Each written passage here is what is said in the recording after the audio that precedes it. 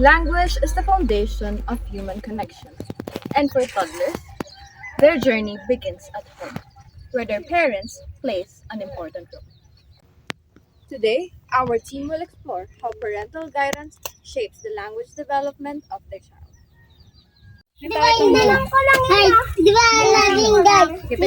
We will now visit a mother and her 4-year-old child.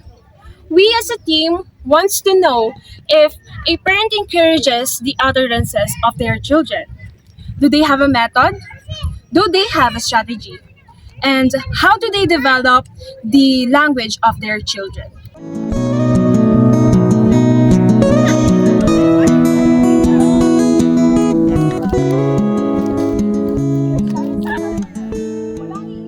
Let's find out!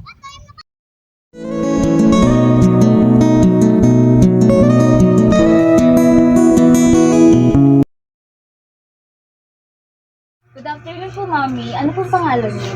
Maubi. Ilang taon na po yung anak niyo? 4 years old. Paano niyo po hinihikayat yung anak niyo na magtanong o magsalita po? Pinapursige ko siya na magtanong lang siya, huwag siyang matakot, huwag siyang mahiya. Ano po ang madalas mong sabihin sa anak mo kapag natututo siya ng bagong salita? Negative man po o positive word? Pag maganda yung lumabas sa bibig niyang salita, sinasabi ko sa kanya, tama yun, very good. Pero pag masama naman, tinatama ko, sinasabi ko sa kanyang mali yan, huwag mong gawin yan, huwag mong sabihin. Paano mo po pinapalakas ang confidence na anak mo sa pagsasalita po? Huwag siyang matakot magkamali, kasi sa bawat pagkakamali, may natututunan. Mami, pwede po ba kayo magbigay ng example kung ano yung mga sitwasyon? Halimbawa, pag nagkaroon siya ng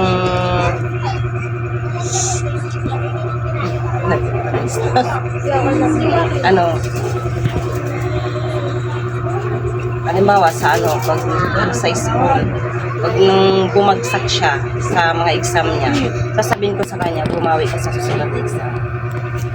Pag-ibig. Kapag po hindi maintindihan na anak mong sinasabi, paano niyo po siya tinutulungan po? Pinapaulit-ulit kong ipaintindi sa kanya. Gumagamit ako ng magagandang salita o para maliwanagan niya at naintindihan niya. Ano po ang ginagawa mo upang mag-practice ang anak mo ng mga bagong salita araw-araw? Kinakausap ko siya lagi, nagkukwentuhan kami, pinagbabasa-basa ko rin siya.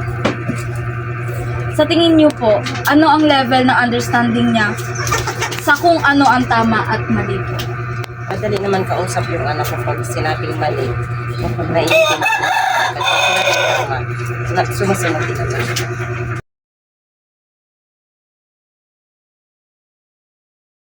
Hello, anong pangalan mo? Chamber na to usap ko. Ilang taon ka na? 4. Marami ka bang friends like sa school, ganon? Apa. Sino yung mga friends mo sa school? Ano yung mga pangalan ng friends mo sa school? Hindi ko po alam. Hindi. Ano yung paborito mong laro? ML po. ML? Anong rank mo na doon? Tabang Bukod sa ML, ano pa yung nilalaro mo sa labas? Sino nakikipaglaro ka sa ibang bata? Inaaway ko po siya.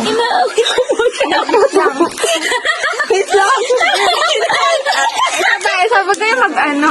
So yung kunyari, tago-taguan, ganon, taya-tayaan, ganon. Nakikipagtakbuhan ka ba? Oo. Tabunan. Ano pa paborito mong laro?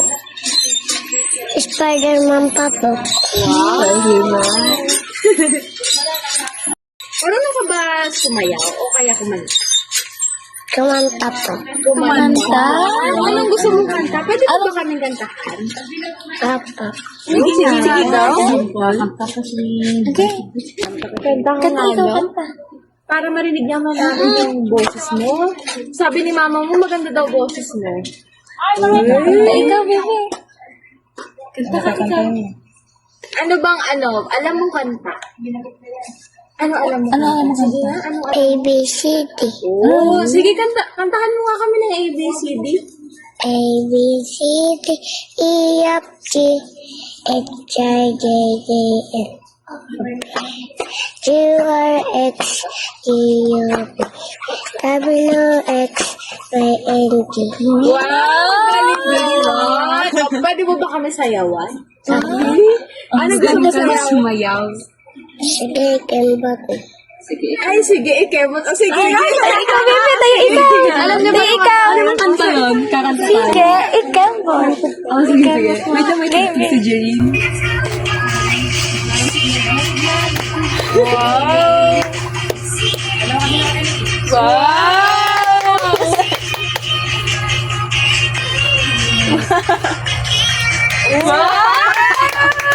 Ang galing naman! Wow, ang galing mo naman pala sumayaw sa mga kubanta. Sino nagturo sa'yo noon? Sige, sa'yo ko muna. Oo, tinuruan sa'yo ni kuya mo. Ang galing naman ni kuya mo. May ano ka pa ba? Anong ginagawa mo sa school pagpasok? Nagsusulat. Nagbabasa ka ba? Sino nagturo sa'yo magsulat? Ikaw lang? Hindi ka tinuruan ni mama mo magsulat na A, ng B. Duling na ba? O, tinuruan ka niya. Tinuruan. Based on our observation, the child's development was perfectly aligned with his age. The mother's response provided us with insight into her parental strategy for reinforcing her child's language development. Information we gathered from the mother, we can identify the reinforcement techniques she used, and the theory aligns with her method of guidance. D.F. Skinner's behaviorist theory emphasized that behavior is shaped by reinforcement. Positive reinforcement, such as praise, encourage desirable behavior, while connective feedback guides improvement. This theory is highly related in understanding how parents nurture language skills in their toddlers.